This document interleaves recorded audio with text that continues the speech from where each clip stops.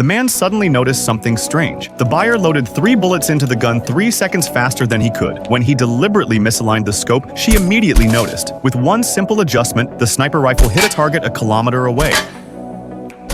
This sent him deep into thought. A few days earlier, he'd submitted his retirement to the organization, and they'd immediately arranged this deal. He knew this was no coincidence. What surprised him even more was that the buyer actually handed him the weapon and told him to shoot her to test the suppressor. He had the perfect opportunity to take her out, but he didn't.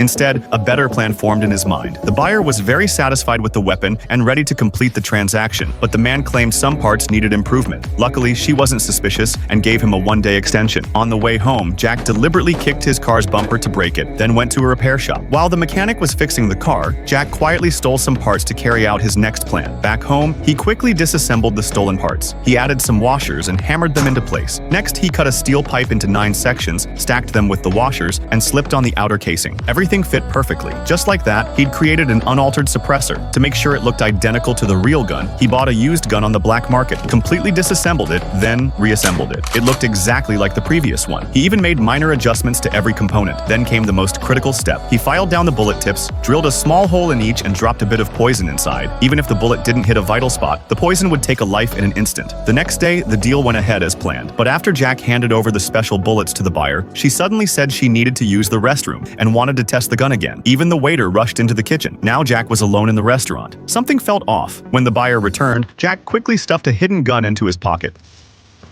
Okay? I'm fine. You? Just fine. You won't need your gun. You never know. Fortunately, she didn't notice anything unusual. With the money in hand, Jack decided it was time to leave this dangerous life behind. The next day, Jack told his wife the plan. They should leave together. But he didn't know he'd already been marked. Someone was aiming at his head. Hearing a sound, Jack rushed over to check. He discovered the shooter was the buyer from yesterday.